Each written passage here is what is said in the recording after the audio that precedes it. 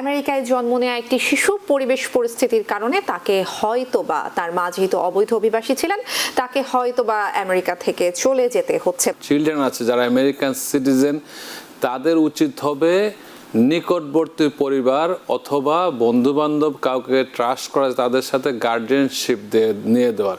এই ক্ষেত্রে আমি পলিটিক্যালি কথা বলবো না, আইনের কথাই বলবো। শিশুদেরকে ডিপোর্ট করার অধিকার যুক্তরাষ্ট্র সরকারের নাই, আমেরিকান সিটিজেন ডিপোর্ট করার অধিকার সরকারের নাই। কিন্তু তার মা বাবা যেহেতু অবৈধ বা আনডকুমেন্টেড বা তাদের লিগ্যাল প্রক্রিয়া তারা ডিপোর্ট হয়েছে, তাদেরকে চলে যেতে হচ্ছে। সো এই ক্ষেত্রে মিডিয়াগুলো যেভাবে বলছে এবং সরকার যেভাবে বলছে, মিডিয়ার কথা আংশিক সত্য, সরকারের কথা আংশিক সত্য। এখন কি অ্যাসাইলাম করা যায় কিনা, মানে সবার একটা শঙ্কার জায়গা। ফিঙ্গারপ্রিন্ট দেওয়ার সাথে সাথে আপনার ডেট চলে আসছে, সময়টা পায় খুব কম। সেই ক্ষেত্রে তাদের সময় কম আছে যারা ওই দিন লাস্ট 2 ইয়ার্সের মধ্যে আসছে এবং অ্যাসাইলাম ফাইল করছে। এর আগে যারা আসছে তারা কিন্তু সচরাচর পাচ্ছে না। আমেরিকায় জন্ম নেওয়া একটি শিশু পরিবেশ পরিস্থিতির কারণে তাকে হয়তোবা তার মা যেহেতু অবৈধ অভিবাসী ছিলেন তাকে হয়তোবা আমেরিকা থেকে চলে যেতে হচ্ছে। এই ক্ষেত্রে তিনি তো আমেরিকার নাগরিক, মানে শিশুটি তো আমেরিকার নাগরিক। আইন কি বলে, তার আসলে কি কি আইনি অধিকার রয়েছে? ধন্যবাদ। আমি আগে থেকেই বলে আসছি, বিভিন্ন সেমিনারে অংশগ্রহণ করে স্পিকার হিসেবে বলে যাচ্ছি, যারাই এই দেশে অবৈধভাবে বসবাস করছেন এবং যাদের মাইনর চিলড্রেন আছে যারা আমেরিকান সিটিজেন, তাদের উচিত হবে নিকটবর্তী পরিবার অথবা বন্ধু বান্ধব কাউকে ট্রাস্ট করা, তাদের সাথে গার্ডিয়ানশিপ নিয়ে দেওয়ার। এই ক্ষেত্রে আমি পলিটিক্যালি কথা বলবো না, আইনের কথাই বলবো। শিশুদেরকে ডিপোর্ট করার অধিকার যুক্তরাষ্ট্র সরকারের নাই। 14th Amendment guarantees the birthright citizenship, এটা এখনো হোল্ড আছে। এখনো যারা আমেরিকার জন্মগ্রহণ করে তারা কিন্তু এই বার্থরাইট সিটিজেনশিপটা পাচ্ছে। আপনারা জানেন ডোনাল্ড ট্রাম্প যখন এটাকে এক্সিকিউটিভ অর্ডার দেয়, তারপরে ডিস্ট্রিক্ট কোর্টে মামলা হয়, ডিস্ট্রিক্ট কোর্ট এটা হোল্ড করে রাখে।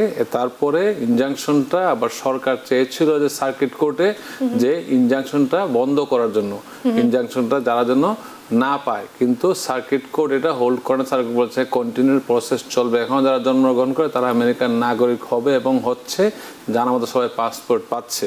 কিন্তু যদি কারো পিতামাতা অবৈধ থাকে যাদেরকে চলে যেতে হবে, এই জিনিসটা আপনারা স্পষ্টভাবে বলতে চাই। যদি ইমিগ্রেশন কর্তৃক কেউ ফাইনাল অর্ডার অফ ডিপোর্টেশন হয়ে থাকে, কোনো আপিল না করা হয়ে থাকে, তারা ইমিগ্রেশন আইন করতে ফিউজিটিভ হিসেবে গণ্য হয়। তাদেরকে যখন আমেরিকায় কোনো আদালত কোনোভাবে তাদেরকে ডিটেনশনে নিয়ে যায়, তাদের কিন্তু রাইট দেওয়ার, এটা তাদের ডিসক্রিপশনের ব্যাপার, তাদেরকে রাইট দেবে কিনা। যদি না দেওয়া হয় তার মানে তারা একটা কোর্ট এক্সস্ট হয়ে গেছে, তাদের আর কোনো অধিকার এখানে ইমিগ্রেশন করে তারা সর্বশেষ অর্ডার হয়ে গেছে, তাদেরকে চলে যেতে হবে। তাদের ক্ষেত্রে তাদেরকে অ্যারেস্ট করার পরে তারা কিন্তু পাসপোর্ট থাকে তাদেরকে বের করে দেওয়া হচ্ছে।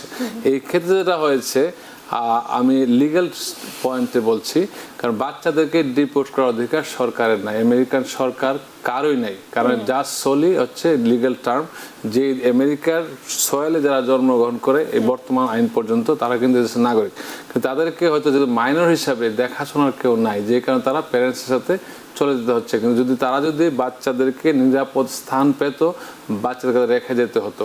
এই ক্ষেত্রে একটা খুব দ্বিধাদ্বন্দ্ব কাজ করে কে তাকে ডিপোর্ট করা হয়েছে। তাকে আবার বলতে আমেরিকান সিটিজেন ডিপোর্ট করার অধিকার সরকারের নাই, কিন্তু তার মা বাবা যেহেতু অবৈধ বা আনডকুমেন্টেড বা তাদের লিগ্যাল প্রক্রিয়া তারা ডিপোর্ট হয়েছে, তাদেরকে চলে যেতে হচ্ছে। সো এই ক্ষেত্রে মিডিয়াগুলো যেভাবে বলছে এবং সরকার যেভাবে বলছে, মিডিয়ার কথা আংশিক সত্য, সরকারের কথা আংশিক সত্য। সরকার হয়তো একটু কঠোর অবস্থানে রয়েছে, মিডিয়াও হয়তো এই ক্ষেত্রে আমরা দেখেছি, আমরা আমার অভিজ্ঞতাতে বলছি, আজকে শুধু এখন না, আগে তো 20 বছর যাবত এরকম হচ্ছে। এটা তখন নিউজ হয় নাই, কারণ অনেকেই যাদের মা বাবা অবৈধ তারা কিন্তু চলে যেতে হচ্ছে। একজনের জন্য একজন রাখার কোনো বিধান নাই। হ্যাঁ, যদি আমেরিকান সন্তান কারো থাকে এবং কেউ যদি 10 ইয়ার্স এই দেশে মানে আনইন্টারাপ্টেড অবস্থায় থাকে, কোনো কোর্টে কেস না থাকে, সে ক্যান্সেলেশন রিমুভাল ফাইল করতে পারে। এটা কিন্তু বিধান আগে থেকে ছিল, এখনো আছে। এবং এই সন্তান যখন 21 বছর পূর্ণ হবে, তখন এই সন্তান বাবা দুনিয়ার যেখানে থাকুক না কেন তাকে পিটিশন করে নিয়ে আসতে পারবে। কিন্তু বর্তমান অবশ্য মাইনর চিলড্রেন যারা 21 নিচে, তারা কিন্তু মা বাবাকে রাখার ক্ষমতা রাখে না। অনলি 21 হলে পরে এই অধিকারটা তার আছে এবং সে তাকে মা বাবাকে স্পন্সর করে নিয়ে আসতে পারবে। যদি সে ডিপোর্ট হয় 10 ইয়ার্স অপেক্ষা করতে হবে অথবা ওয়েবার ফাইল করতে হবে। সুমন হোসেন ফেসবুকে তিনি বলছেন, আমার 2 বছরের একটি মেয়ে আছে, তার জন্য আবেদন করতে কি কি কাগজ লাগবে? তিনি সিটিজেন। 2 বছরের মেয়ে যদি আমেরিকায় থাকে না, কোথায় থাকে আমরা জানি না, উনি সেটা উল্লেখ করেননি। যদি অন্য দেশে থেকে থাকে, যদি আপনি সিটিজেন হওয়ার পরে মেয়ের জন্ম হয়, ওই মেয়ে আপনার অটোমেটিকলি আমেরিকান নাগরিক। আপনি কনসুলার রিপোর্টিং অফ বার্থ আপনি এম্বাসিতে যে পাঠাতে হবে, দেন সে অটোমেটিক নাগরিক হবে। আর যদি আপনি সিটিজেন হওয়ার আগে তার জন্ম হয়ে থাকে, তাহলে অবশ্যই তাকে আপনি অ্যাপ্লিকেশন করতে হবে, I-130 ফাইল ফিল আপ করবেন। এটা আপনি নিজেরাই করতে পারেন, অনলাইনেও করতে পারেন। এবং এক্ষেত্রে আপনার বার্থ সার্টিফিকেট লাগবে, মেয়ের বার্থ সার্টিফিকেট, সিটিজেন সার্টিফিকেট লাগবে, সচরাচর যে জিনিসগুলো লাগে আপনার প্রুফ করার জন্য।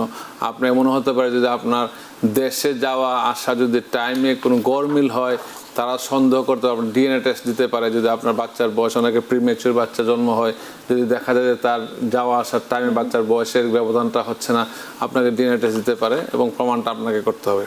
রুমি রাহাতা তিনি বলছেন F2 visa last 7 month of আছে, আবার কবে চালু হতে পারে? আবার কবে চালু হতে পারে এই জিনিসটা আমি স্পেসিফিক বলতে পারবো না, কেউ বলতে পারবে না। F2 ভিসা বন্ধ করে দেওয়া হয়েছে বর্তমানে, কি বন্ধ আছে? কোনটা F2 ভিসা? F2 বলতে F2A না F2B? উনি F2A। বন্ধ থাকার তো কথা না, আপনি হয়তো ভাবতেছেন যে এটা মুভ করছে না। বন্ধ ভিসা বন্ধ বলে কোনো সুযোগ নাই। এগুলো হচ্ছে অ্যাডমিনিস্ট্রেটিভ জটিলতার কারণে এটা ব্যাকলগ আছে, বন্ধ বলতে কোনো সুযোগ নাই। জি, আর এই বন্ধ কিংবা চালু হওয়া তো আসলে পলিসিগত বিষয়, বন্ধ হয় নাই, আপনি এটা ভুল ধারণা। প্রতিটা ভিসা ক্যাটাগরি কন্টিনিউ চলতেছে। আপনি দেখছেন এটা মুভ করছে না, কারণ ভিসার সংখ্যার উপর ডিপেন্ড করবে। প্রতি মাসে বছরে কতগুলো ভিসা দেওয়া হয়, স্পেসিফিক নির্দিষ্ট করে দেওয়া আছে কোন ক্যাটাগরিতে কতগুলো ভিসা দেওয়া হয়। ভিসা এক্সস্ট হয়ে গেলে পরে ওটা গতিটা স্লো হয়ে যায়। এখন কি অ্যাসাইলাম করা যায় কিনা, মানে সবার একটা শঙ্কার জায়গা আছে। ধন্যবাদ। আমি আমার ভেরিফাইড ফেসবুক মঈন চৌধুরী, ওইটা থেকে আজকে একটা রিলসে গিয়েছিলাম।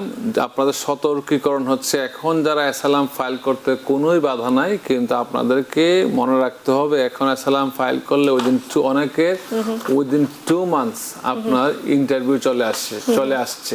সো এই ক্ষেত্রে 2 মান্থস আপনাকে প্রিপেয়ার থাকতে হবে। উইদিন 2 মান্থস ইন্টারভিউ চলে আসতে পারে, মিনিমাম 2 মান্থস, ম্যাক্সিমাম অনেকদিন লাগতে পারে। কিন্তু যদি আসে আপনি কিন্তু প্রিপেয়ার থাকতে হবে। আপনি সর্বক্ষণ আপনার অ্যাটর্নির সাথে যোগাযোগ রাখবেন। আপনার যে অ্যাটর্নির কাছে কেস থাকে না কেন, তার কাছে নোটিশ যাবে, আপনার কাছে নোটিশ যাবে। অনেক সময় নোটিশটা যায় না, সেক্ষেত্রে আপনাকে মানে এক্সট্রা কেয়ারফুল থাকতে হবে। আপনার অনলাইনে মাঝে মাঝে চেক করতে হবে ডেট চলে আসে কিনা। অনেকের দেখা যায় যে ফিঙ্গারপ্রিন্ট দেওয়ার সাথে সাথে আপনার ডেট চলে আসছে, সময়টা পায় খুব কম। সেই ক্ষেত্রে তাদের সময় কম আছে যারা উইদিন লাস্ট 2 ইয়ার্সের মধ্যে আসছে এবং অ্যাসাইলাম ফাইল করছে। এর আগে যারা আসছে তারা কিন্তু সচরাচর পাচ্ছে না। সো এক্ষেত্রে আপনাদের সার্বক্ষণিকভাবে যোগাযোগ রাখতে হবে এবং বুঝতে হবে ডেটটা আসছে কিনা। আর প্রিপেয়ার থাকতে হবে এবং স্টেটমেন্ট রেডি থাকতে হবে। নিউ ইয়র্ক থেকে সম্প্রচারিত TVN 24 টেলিভিশন বিশ্বজুড়ে বাঙালির কণ্ঠস্বর।